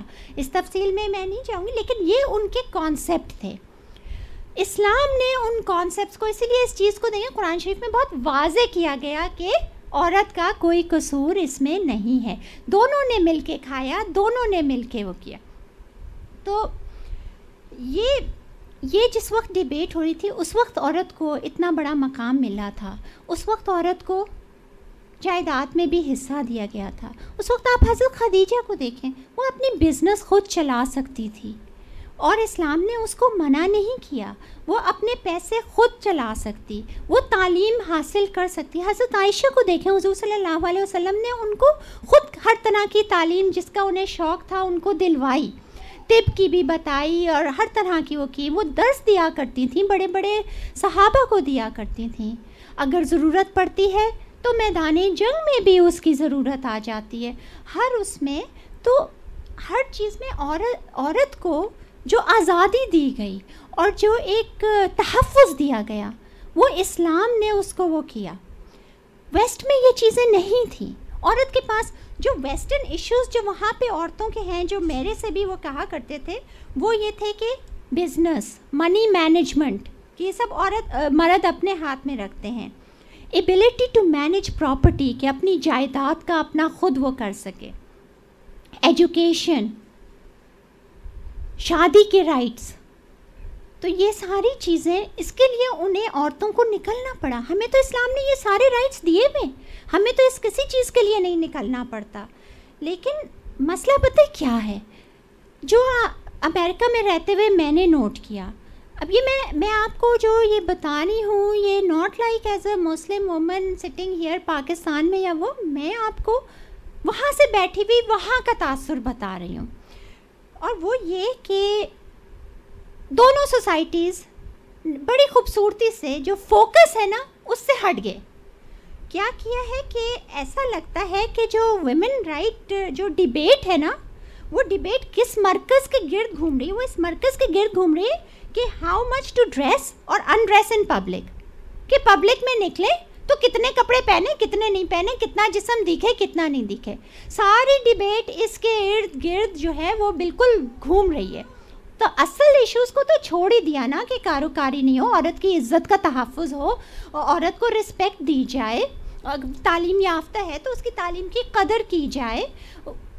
اس کے قدموں تلے جنت ہے، وہ ایک ماں ہے، اس کے حقوق ہیں، اس کو نان نقطہ دیا جائے، اس کا خرچ اٹھایا جائے، اس کو جو ساری چیزیں، ان سب کو مد نظر رکھ کے یہ کر لیا. اور یہ بلیم میں سمجھتی ہوں دونوں معاشروں کا ہے. اس میں کسی کو بھی ایک کو الگ وہ نہیں کر سکتے کہ اصل ایشو کو دبا دیا اور اس پہ ڈیبیٹ چل گئی کہ کون کتنا پہنے. ویسٹ کیا کہتے ہیں؟ ویسٹ کیا کہتے ہیں؟ ویسٹ یہ کہتے ہیں کہ بس عورت کا حجاب اتار دو تو اس کو ہم نے آزاد کر دیا. کیا آزادی مل جائے گی؟ کیا وہ بیچاری عورتیں جو انٹیریئر سندھ میں لینڈ لارڈس کی اس کی ہر وقت جو ہے ان کی فیوڈل سسٹم میں جس عورت کو چاہا اٹھا لیا اپنے گھر لے گئے, اس کا حجاب اتار دینے سے یا اس کا روپٹہ اتار دینے سے کیا اس کا یہ حق مل جائے گا اس کو واپس؟ یا جو قرآن سے شادیاں کر کے بٹھا دیتے ہیں یا ان کی جائیداد ضبط کرنے کے لیے اس کو مرضی کی شادی نہیں دینے کیا یہ ختم ہو جائیں گی؟ نہیں. مگر خوبصورتی کیا اس میں؟ اتار دیا, ایک چیز سامنے نظر آ رہی ہے, دیکھو ہم نے آزاد کر دیا. لیکن یہ آزادی نہیں ہے. ان سے پوچھو جنہوں نے اتار دیے ہیں, ویسٹ سے پوچھو ان عورتوں سے. میں آپ کو بتا رہی ہوں 80%, 80% خواتین امریکہ کی پروزیک پر ہے. پروزیک کیا ہے؟ اینٹی ڈپریسنٹ ہے, فلوآکسیٹین. It's a پروزیک nation. وہ خود بھی یہ کہتے ہیں. ان کا بہت سمپل سی چیز یہ ہے کہ جو چیز ان کے لیے پرابلم لگتی ہے نا وہ اس کو لیگلائز کر دیتے. الکوہول ان کے لیے پرابلم تھا, بہت زیادہ لوگ جو ہیں وہ نشے میں وہ ہوتے تھے, انہوں نے کیا کیا؟ الکوہول کو لیگلائز کر دیا, پرابلم ختم ہو گئی نا. پرابلم تو وہیں کے ہے, یہ مسئلہ وہی ہے, لیکن لیگلائز کر دیا. آپ یہ دیکھیں ہومو سیکشولزم, یہ ان کے لیے پرابلم. میں جس وقت میڈیکل اسکول میں گئی تھی نا تو یہ سائیکیٹری کی کتابوں میں ایک بیماری تھی, ہم جنس جو یہ سب, یہ بیماری تھی. اور جب میں نے اسپیشلائز کر رہی تھی, یعنی سمجھے 5 سال کے اندر وہ لیگل ہو گیا, وہ ایک وے آف لائف بن گیا. لیکن وہ ہے تو وہیں کہ وہیں, وہ پرابلم کو انہوں نے ڈیل نہیں کیا. اسی طرح انہوں نے کہا, وہ ایک طرف کہتے ہیں کہ ابیوز ہو رہی ہیں یہ مسلم ویمن, لیکن اس کا حل کیا ہے کہ ان کے حجاب اتار دیا جائے. حجاب کا جہاں تک تعلق ہے, آپ اگر دیکھیں تو حجاب تو ہمیشہ سے, یہودیوں کو دیکھیں, میں تو بہت کلوز ان کے ساتھ رہی ہوں, ان کی خواتین آپ کو پتہ ہے وگ پہنتی ہیں, چونکہ ان کے بھی یہی حکم ہے کہ سر ڈھکیں. اب وہ آپ کچھ بھی کہہ لیں, وہ بجائے اسکارف پہننے کے, ان کی بوڑھی خواتین تو اسکارف پہن لیتی ہیں, لیکن وہ کیا کرتی ہیں کہ وہ وگ پہن لیتی ہیں, بڑی ڈیزائن کے وگس, کہ ہم نے سر ڈھک لیا, ہمارے اصلی بال نظر نہیں آ رہے. لیکن آپ کبھی نیو یارک جائیں یا وہ غور کیجیے گا, آپ بڑے غور سے دیکھیں گے, بڑے اسٹائل کی وگز ہوتی ہیں, وہ یہودی عورتیں ہوں گی, آپ پوچھ لیجیے گا جا کے. اور عیسائیوں میں آپ دیکھیں جو ان کی معزز ترین سسٹرز ہیں, ننز ہیں, کیسا زبردست ہمارا جیسا حجاب کرتی ہیں, نہیں کرتی؟ کرتی ہیں نا.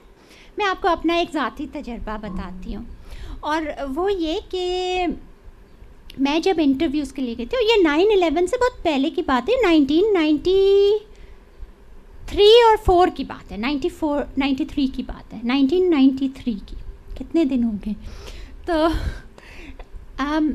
میں جب انٹرویو کے لیے گئی تو میں اسکارف جس طرح ابھی پہنے ہوئے ہوں نا, اسی طرح میں پہنے ہوئے تھی.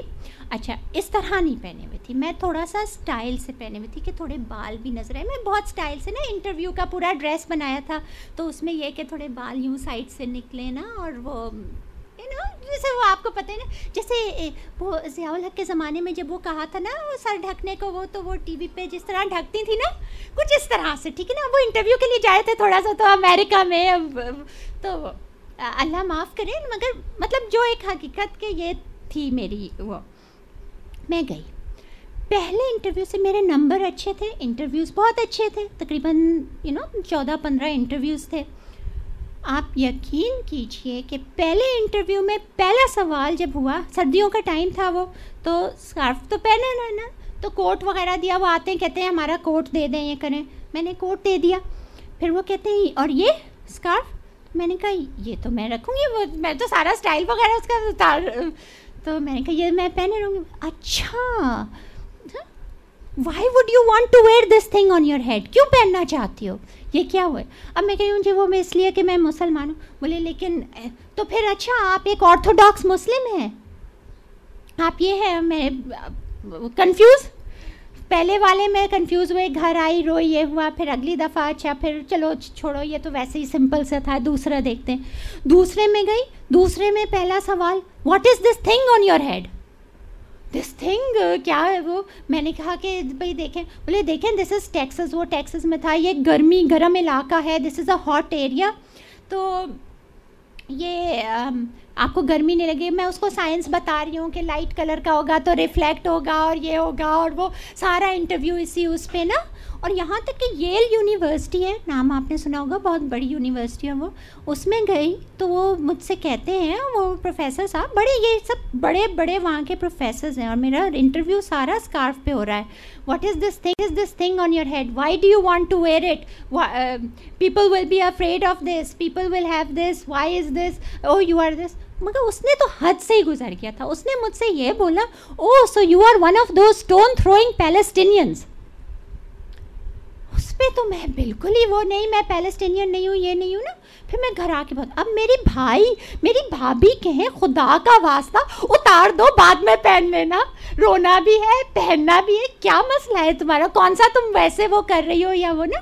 اور وہ پھر وہ سارے مسئلے وہ کرنے لگے کہ وہ کر لو اس کے بعد پہن لینا, اور مصلحت یہ ہے اور وہ نا. پھر میں نے بیٹھ کے پتہ رات بھر, اب میرے بہت تھوڑے سے انٹرویو رہ گئے تھے, یقین جانے سارے اسکارف کی نظر ہوئے تھے. میں نے بیٹھ کے رات بھر انٹرنیٹ پہ دیکھا, سارے قرآن شریف, معارف القرآن نکالا, یہ کیا, بھائی کے گھر پہ ساری چیزیں, سب کچھ میں نے دیکھا. اور میرے سمجھ میں ایک قرآن شریف کی آیت بس ایک دم سے لگ گئی, جو ہے tell the believing women when they leave their homes to cover their hair so people میں tell they belong to respectable family.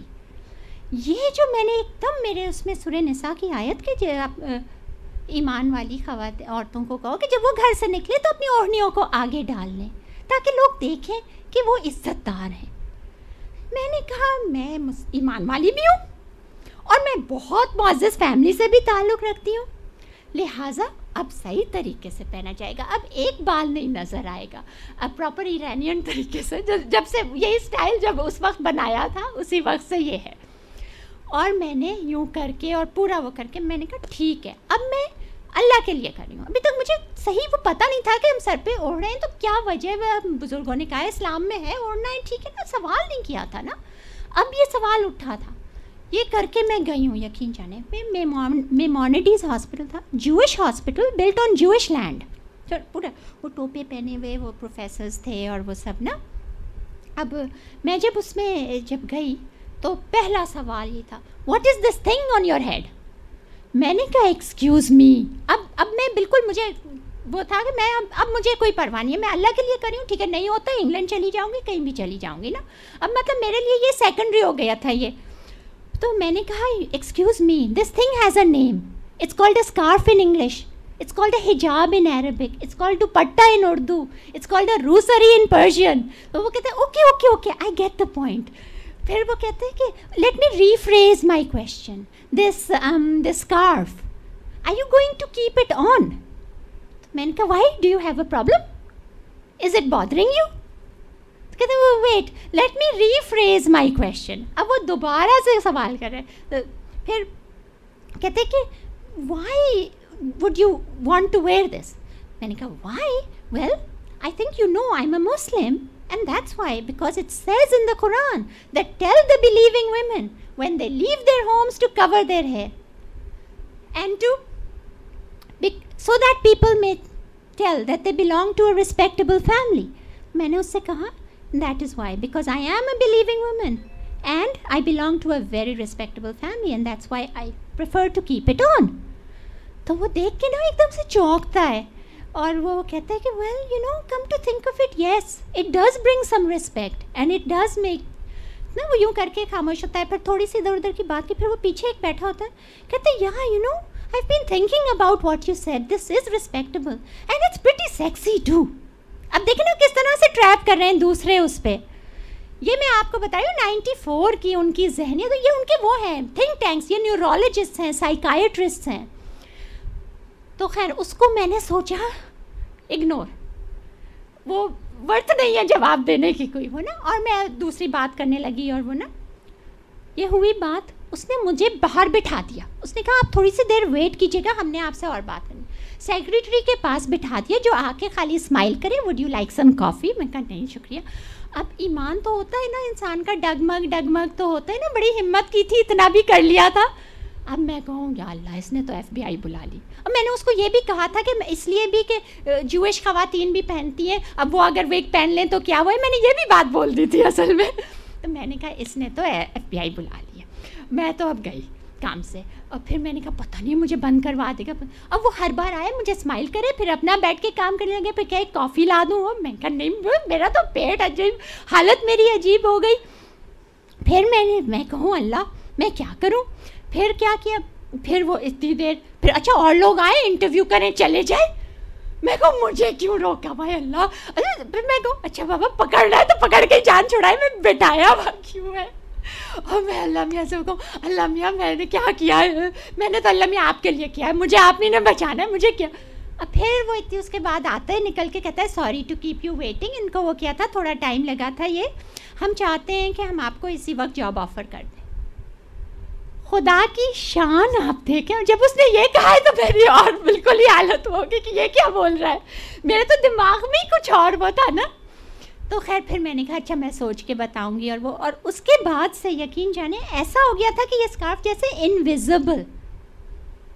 تو چیز یہ ہے کہ یہ بہت سپرفیشل چیزیں ہوتی ہیں. یہ تو شاید ایک اللہ تعالیٰ کا ایک امتحان تھا, ایک وہ تھا کہ مجھے ایک یہ سبق دینا تھا. اور جو اب عافیہ کے اس میں مجھے یہ بار بار میں یاد کر کے وہ کرتی ہوں کہ اس وقت تک جب بالکل شل ہو جاتا ہے انسان, جب بالکل. اور آپ سمجھیں اس کے بعد میں ہارورڈ میں گئی, اور لوگ کہتے ہیں بغیر US ایکسپیرینس کے ہارورڈ میں کیسے مل گیا. میں کہتی ہوں میرا اسکارف لے کے گیا ہے. اب آپ مانو یا نہ مانو, لیکن اس کے بعد جہاں بھی میں گئی ہوں مجھے یوں ہی آفر ملی ہے. پھر اسکارف کا سوال بھی نہیں ہوا, انویزیبل ہو گیا بالکل. 9/11 کے بعد بھی میں پہنتی رہی. جانس ہاپکنس جو دنیا کی number 1 university, again Jewish hospital ہے, جوئش لینڈ پہ ہے, انہوں نے مجھے 9/11 کے بعد اسی اسکارف کے ساتھ انہوں نے مجھے جاب دی, ڈائریکٹر بنایا. تو مقصد میرا کہنے کا یہ ہے کہ یہ جو ڈیبیٹ جو چلی نا لباس اور اس کی, یہ بہت سپرفیشل ہے. اصل چیز جو ہے وہ اندر کا ایمان اور استقامت ہے. اور یہی چیز آپ دیکھیں کہ اگر عافیہ کی زندگی میں آپ دیکھیں تو یہی چیز اور یہی وہ ہے. اور یہ جو مغرب اور مشرق میں جو خواتین کے مسئلے ہیں وہ تقریباً سیم ہیں. وہاں پہ ہر سمجھیں ذاکر نائک کا اگر آپ سروے دیکھیں تو وہ کہتا ہے کہ اگر حساب لگائیں تو آلموسٹ ایوری 8 منٹس پہ, دن کے ہر 8ویں منٹ پہ ایک عورت ریپ ہوتی ہے امریکہ میں. تو کتنا برا وہ حال ہے.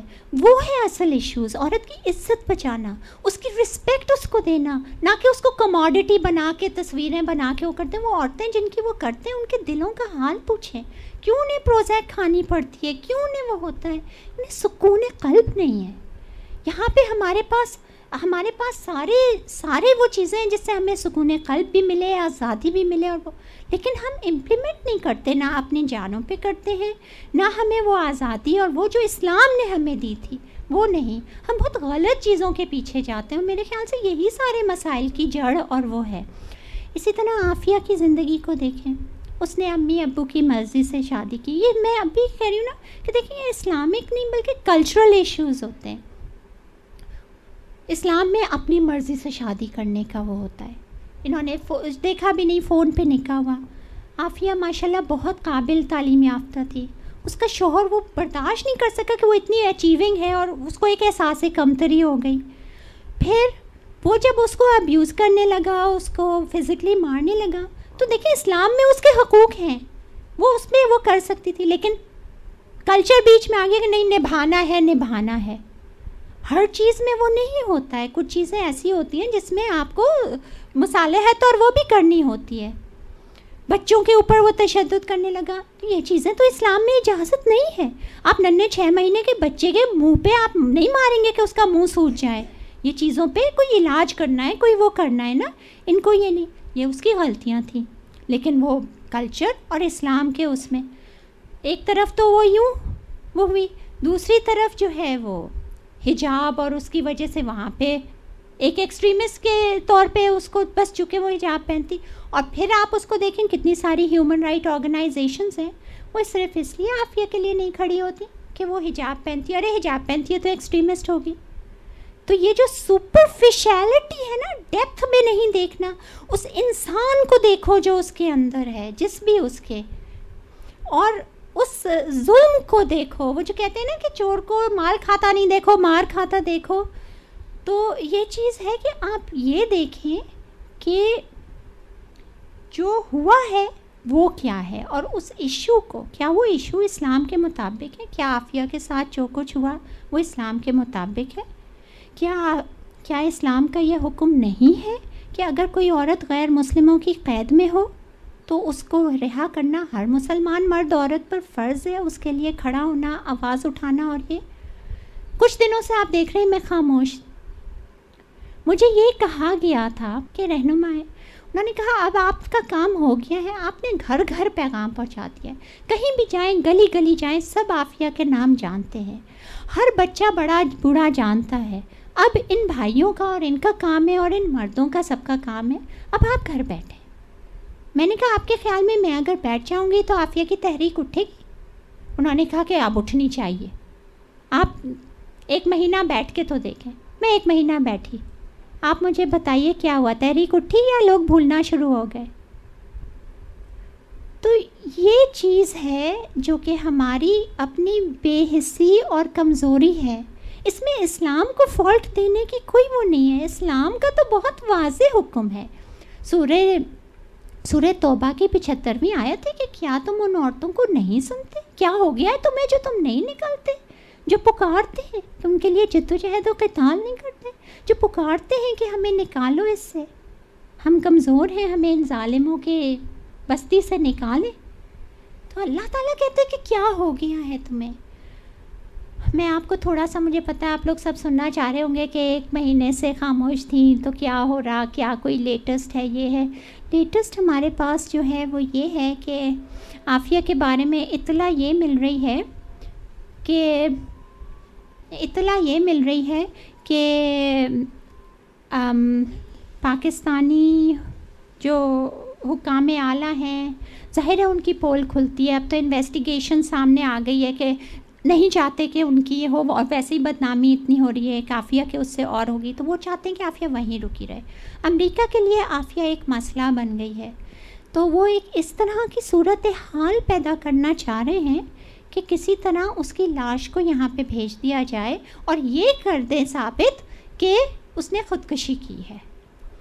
حالانکہ عافیہ کا ایمان کا درجہ جو ہے وہ اتنا بلند ہو چکا ہے کہ خودکشی تو بہت دور کی بات ہے، کرنی ہوتی تو بہت پہلے کر چکی ہوتی.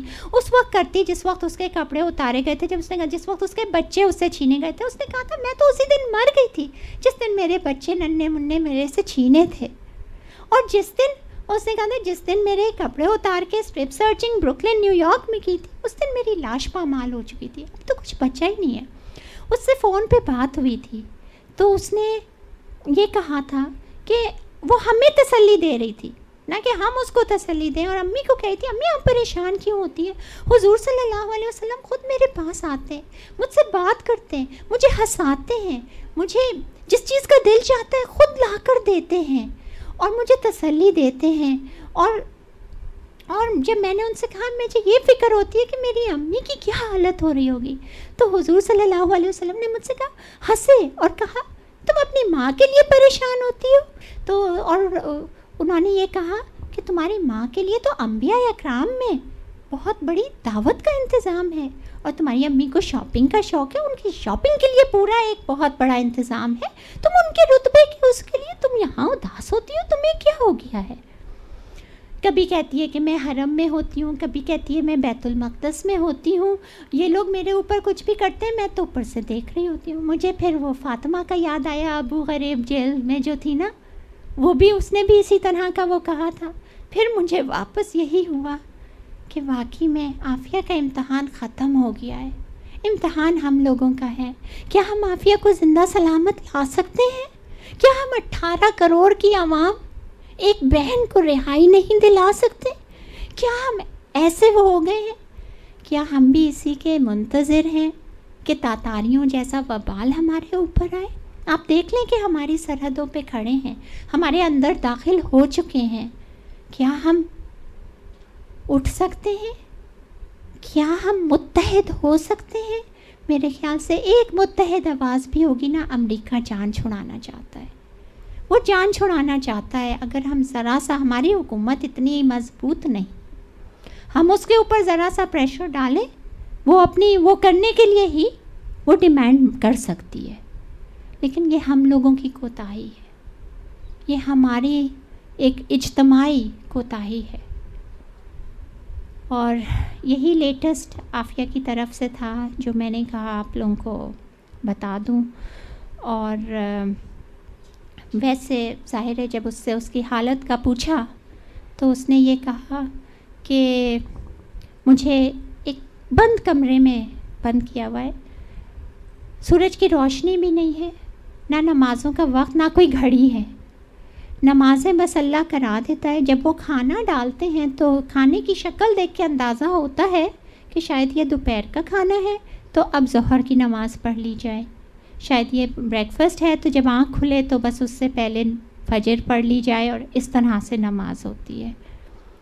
اور کہہ رہی تھی کہ قرآن پاک بھی میرا چھین لیا تھا، اب واپس کیا ہے۔ وہ تو حافظ قرآن تھی تو جو بھی، لیکن کہتی ہے کہ وہی کبھی پڑھا جب نہیں جاتا تو پتہ نہیں، ڈر لگتا ہے کہ وہ ہو۔ تو کہہ رہی تھی جب حضور صلی اللہ علیہ وسلم آتے تو ان کو میں سناتی ہوں اور دہراتی ہوں۔ تو یہ اس کی موجودہ اس وقت کی حالت ہے۔ تو یہ علم بردار حقوق نسواں کے ایک عورت کو اپنی ہی قید میں اس کے حقوق نہیں دلا سکتے تو اور کیا کریں گے۔ وآخر دعوانا الحمدللہ رب العالمین۔